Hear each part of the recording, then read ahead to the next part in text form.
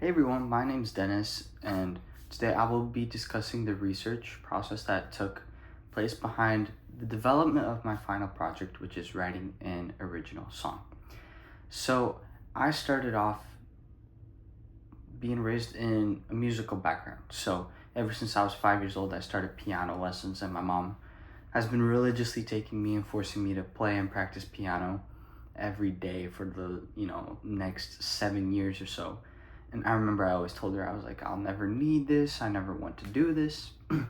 But about 4 years ago, I realized that as soon as the pandemic hit, I was like, this is the only interesting thing that I can find to do. I can't go out play with friends, and so I just pursued fully as much knowledge as I could down into music. And this led me to learn how to play guitar, bass guitar, and then drums. And I just picked up many sorts of instruments and styles and just started experimenting with a lot more than just piano. And all of the music theory that I was able to build up from piano really translated into this world of music, which now allowed me to, really go and study deep into developing a talent of music.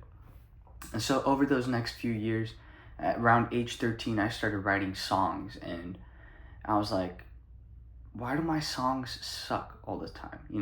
I never really enjoyed listening to my own songs. I was even at this point where I was really ashamed of having people listen to my songs, and you know being discouraged and not really seeing that my songs are going well. I just kind of stopped and quit writing songs. And once I quit, I just kind of put it aside and just kept on working on my musical talent and just experimenting with music production, with gear, many sorts of these things that just come into play of creating a song. And so about 2 years ago, I kind of slowly picked up on writing again, and it's just been something that I now started focusing on quality over quantity. But still, I realized that all of my songs really didn't come out that great. My music was coming out great. All the instruments that I would record were sounding good. My voice was sounding good, but just the song when it was put together, it just never really sounded like it would be something that other people would listen to, right? And so as I created this concept map in this class, I really saw that I know a lot about all of these various different things, but I don't know much of what really makes a hit song. Why do all of these songs that really seem really like they're easy to make just end up being, on the billboards and the top hits? And so I really wanted to research this, and this is the topic that I chose to really go farther in and really find all of the information that I could and compile it together.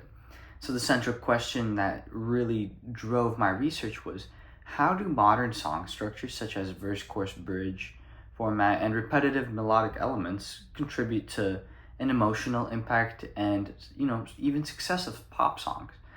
And so this question was not only relevant to the creative process that I would be using to write the song that I did with this project, but also contributed to a much bigger discussion of how music really adapts to different types of audiences that always are jumping around, to different behaviors that people really seem to be going through in life, and different technological platforms, as like how will a song grow more and more on Spotify.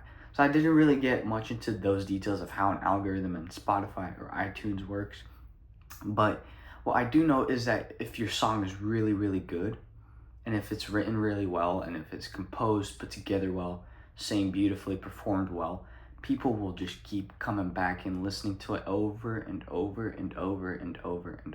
again.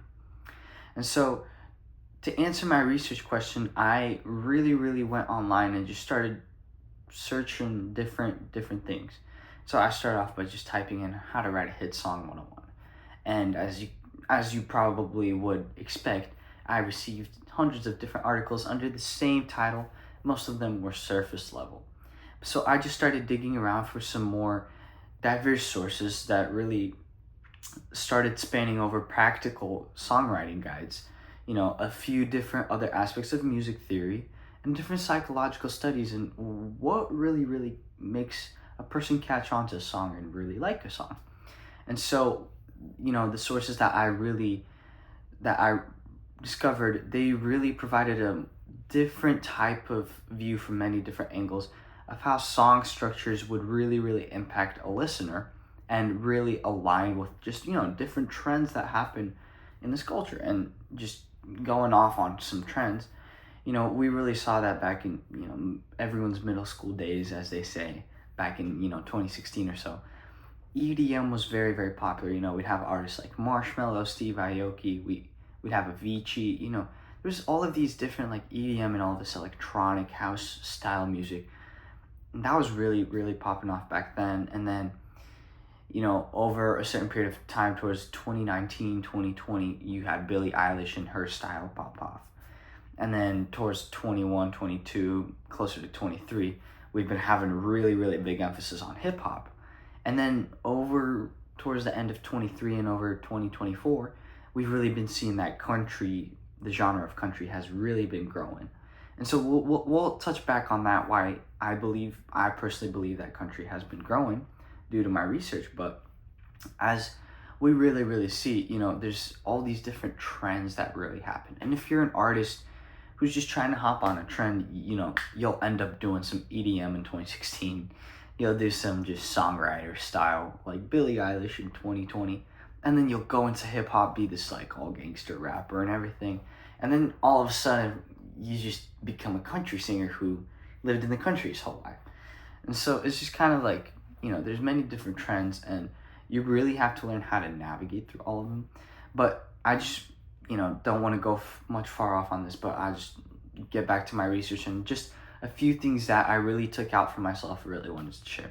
So from HuffPost, that's an online platform, the article that I read from there, it really highlighted, the deliberate use of repetition and hooks as like a very core strategy to commercial success.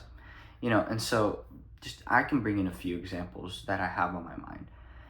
A hook, if you don't really know, that's just that one bar or like just that one phrase or that one melodic line that really catches a person's attention and really gets them listening to that song. So, we have many, different hooks. Like, for example, you can grab Beautiful Things by Benson Boone. That song really went viral on TikTok because of that one hook where Benson started singing, "Please stay, I want you, I need you, oh God." And it's just kind of building this big buildup. And people are like, "Oh, this is great. This is repetitive. We love it. We can memorize it. It's really sick." And that's also where repetition comes in play, right? And then you kind of have, other hooks. Hooks can be just kind of like a part of a chorus or so that really goes in the beginning of a song that catches a person's attention. I have a buddy of mine who makes music. His artist's name is Mose. But one of the songs that he really did that has actually over 2 million streams at this point, one of the songs that he did, he kind of starts off, with the instruments going in, and then he starts off with the da-na-na-na-na, and he just kind of goes more and more into it. And then he goes into the, verse. And so different things like that, these hooks, they really catch on a person. So I just want to get back to repetition. Repetition is a very useful tool, because just how do we memorize things? By constantly repeating. How do you ride a bike? How do you learn how to ride a bike? Well, you just keep on repeating. How do you memorize like a poem or something that you're trying to memorize? You just repeat it. You constantly read it. You constantly read it out loud to yourself. And it's just this constant repetition. And so that is the same exact repetition that artists and songwriters use in their songs to allow people to just memorize the song and come back to it, interact with it more, to just be singing it without the music already by themselves. And so this repetition, it could be a melody, just, any song that you really think of will have that repetition in there. And so all of this repetition and, all of these hooks and all of this stuff, it really comes into as a core strategy to getting people to memorize your song. Once a person memorizes your song, once the person hears your song, they just want to listen to it over and over again because they're enjoying it. And so that is one of the things that I took out from HuffPost, and the way I started applying that in my own song that I was writing for this project. I realized that my chorus shouldn't be all ups and downs and vocal runs and all of this. should be just something that's repetitive and that a person will, first of all, enjoy listening, something that a person will memorize, and something that a person will want to come back to. Also very similar, mastering.com, it explored the technical application of verse, chorus, bridge structure, and it demonstrated its ability to, balance the predictability with emotional impact. So how does that work? So let me tell you one thing. You've probably realized every verse has the same melody. They will have different words, but they will have the same melody. Every chorus remains the same. Now think of it this way. You have a song that has 3 verses and 4 choruses, So you got verse 1, you got chorus, you got verse 2, you got chorus, you got verse 3, and then you got 2 more choruses just to top it off, make it all big. What kind of melody pattern do you remember? You probably will remember chorus, and there's nothing interesting, there's no breakdown, there's no landing plateau. What the bridge does, in a sense, to the song is where you start off with a verse 1, you go into chorus, then you go with verse 2, you go into chorus, and this time the chorus is feeling different because you've given a backstory in your verses towards what the chorus is singing. And then now, why would you sing the chorus once again and just end it off? Kind of makes it boring for a listener that the song will end up feeling slightly more empty. That's what I've noticed with just listening and comparing different songs that do have bridges and that don't have bridges. So the best way to do it is, after you have that chorus, after second verse, go into a bridge. Once you have that bridge going, it is kind of like a breath of relief, like a sigh of relief for the listener, because they're like, some songs, will have a very calm bridge where it's kind of and then it builds up into the chorus. Or some songs will have a more ruckus, bigger bridge where it will be kind of yeah, that's what you mean in the chorus, and they'll just keep on pushing more and more and more. And so you have all of these different things. So just the whole main impact the whole big thing that I took out from myself is that why make a song boring with just a verse and chorus and just 2 different variations of a melody, 2 different variations of what a person can memorize, when you can also add in a bridge, and that bridge will just make everything just seem like so much more better, and it'll give, something more memorable about a song. And just even thinking psychologically, if a person already memorizes the melody to your verse and to your chorus, you can do something slightly more interesting in a melodic variation for your bridge, where a person, they won't be able to as easily memorize it, and they're like, we love the verse, we love the chorus, but we gotta remember the bridge. And so they just keep on coming back and back and back over and over and over again to remember that bridge, and that's what they're trying to do. So those were some of the practical things that I was able to take out for myself. As for some scientific perspectives, one of the articles that I read came from SciTech Daily, and it really examined how melodies and rhythms trigger a pleasure response in a person's brain, particularly through repetition and harmony, And so this research really emphasized that the psychological experience of music is really, really significant as its technical construction. So the psychological experience will be created by the technical construction. And all of this technical construction comes through, all of these rhythms and all of these melodies. So, for example, what really gets a person, especially for me as a musician, what gets a person really impressed? Especially if a vocalist, I'll tell you, just a spoiler, if a vocalist can do an insane, crazy vocal run and they top it off, every musician that you ever know will be like, whew, that was good. And so that is something that really triggers this, pleasure response in the brain. Now, for example, think of it this way. If you listen to a sad song, what's the feeling you have? You will most likely end up having this sadder type of feeling where you're kind of like, oh, this and that. And you're kind of just getting gloomy, getting in your head. Now, for example, if you listen to a song like Happy by Pharrell Williams from that funny movie Minions, you'll just be jolly, you'll be dancing around, you'll be clapping, you'll be jumping, you'll just be having a great time because that whole song is in just such a happy mood. The rhythm is so upbeat, and it really gives you this happy feeling, and it triggers a pleasure response of happiness in your brain, right? And so this is really true. For example, if you listen to a beautiful love song, you will just, the words and the melody and just probably a beautiful, piano or something playing, that will really, really play an effect as if something that will trigger a pleasure response in your brain, where you will be feeling a particular type of feeling when you're listening to the song. That's why all of these really upbeat, really hype songs from, artists like Pop Smoke, you got Drake, you got Kendrick, you got all these big people. That's why all of these really hype songs get a person hyped up, get a person excited, get a person going. It triggers a pleasure response in the brain. So that is done through repetition, that is done through different harmonies. The way harmonies work is, for example, you'll have 3 singers and you'll have them sing a different note each. But every different note, every 3 of those notes will correlate together to make something sound very, very harmonical, very beautiful, and very gorgeous. So that will also trigger a pleasure response in the brain if there is a harmony that really goes together. And so those are just many, many different things. Like, for example, even like guitar solo. You have another guitar harmonize over the solo, like any electric guitarist will just be a big fan, like a very, very big fan.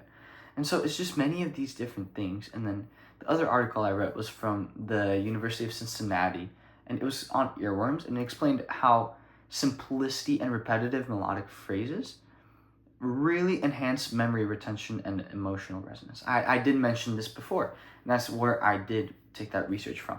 So if the more simple your melody is and the more repetitive it will be, the easier a person will memorize it.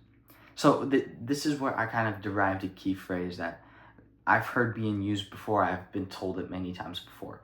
Less is more. The more simple you keep it, the better it will be in the long run.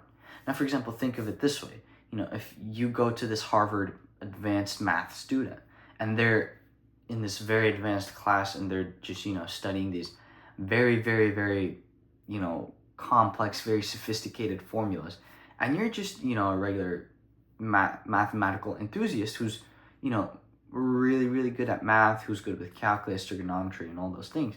And you start coming to him and he starts showing you all of these algorithms. And for you, it's as if you're looking into a blank page and trying to read. Like, you don't understand. So that is the same thing of like all of these complex things. And I'm not saying complexity is bad in the world, but it really, really makes a great challenge when it comes to music, especially when you are trying to get your music to be heard and people to memorize your music, people to constantly listen to your music. And so this is where simplicity comes into key. Now, for example, think of it this way. If 2 plus 2 is 4 and everyone can know that, that is very, very simple. Everyone can memorize it. Come up to any person on the street and ask them 2 plus 2. What's 2 plus 2? They'll tell you 4, right? And so all of this just really, really comes into play where simplicity really, really plays a big role. Now, don't make it too simple, but make it simple enough that a person will memorize it. Because remember, not only do you keep it simple, you got to keep it repetitive. Simplicity, repetitiveness will really, really add up into how a person remembers. Like, for example, I just want to, bring this scientific perspective and glue together. Think of a song called Shape of You by Ed Sheeran. Everyone knows, I'm in love with the shape of you. So it's kind of like a vibey song. And if you pay attention, why does everyone memorize it? Especially the chorus. Because it's the same melody. And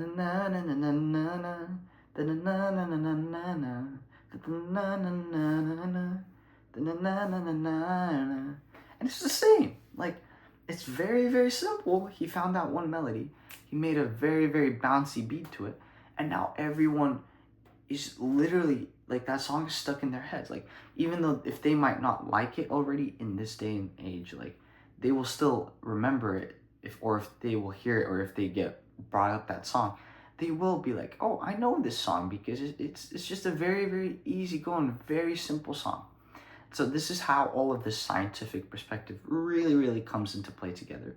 And the way I was able to apply that was to create in my song, which you will hear later, I was able to create a repetitive melody where in the chorus where it really, really just goes together and goes up and down and just, it really, really glues it together. And so one of the hardest challenges that I really, really came across was narrowing the focus. I did mention this before where I typed in where I was like, songwriting or how to write a hit song. And there was just so many articles and so much information that really, really popped out that it was very, very hard for me to filter through and find, how do I get down to the bottom? After all, I am looking to be, a foot wide and a mile deep in this information, as opposed to being a mile wide and a foot deep. If you're only a foot deep in this knowledge but like a mile wide, you only know surface level stuff, and when it really really comes into play, you can't really end up writing a great song because it's just more challenging, right? And so that was one of the things that I was really struggling with finding, and I really really wanted to find something that would really help me, because I've tried to do some of this analysis on my own, but it never really turned out to be great. Another thing was that, like, I had to I was struggling with balancing different like perspectives. And so the way this was like through different scientific studies and like all of their like very very detailed charts and their very detailed insights, and then just kind of like translating them into actionable steps that I really really could just grab, take a look at, maybe study a bit more, and then take them as techniques that I could use. There was a few articles and a few pages that I landed on that they were just so confusing to me that I really, really couldn't comprehend what was really, really going on with the whole thing. And plus, there wasn't really much to read on there. There was more of like a visual analysis of a graph. And that really took more place with different sound frequencies, which I really still don't understand quite fully yet, but hopefully one day I really will.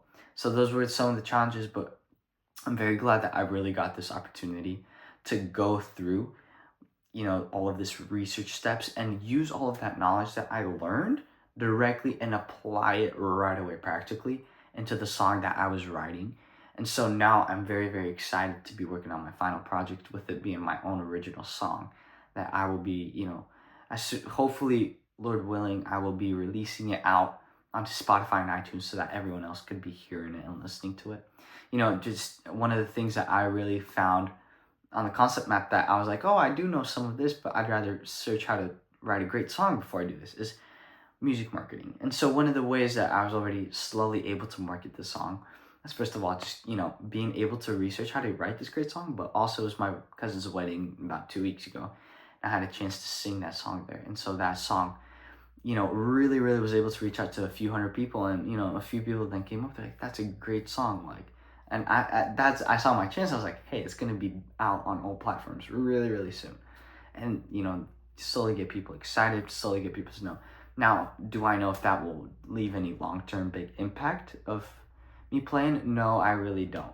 I can't guarantee any of it, but I really do know that people did already hear the song, and they do have an association with the song. And just also hearing all of the secondhand experience, or like, no, not experience, all the secondhand feedback from other people really, really encouraged me in that I'm doing the right path.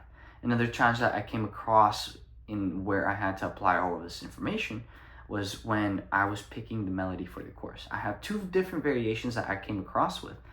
And so the way that I did it best is, they said, look for repetitiveness and look for ways that will really, really, trigger a pleasure response within a person.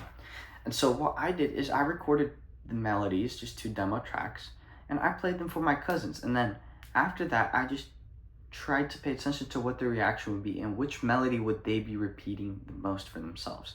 Once I realized the melody that, oh, they're repeating this melody the most for themselves, I'm like, that's the chorus that we're going to use. And that's how I ended up coming up with the melody for my final project. And I'm really excited for it to come out, and hope you really are too. Really grateful for this research process that was really, really able to play a massive role into the way that this project would really turn out.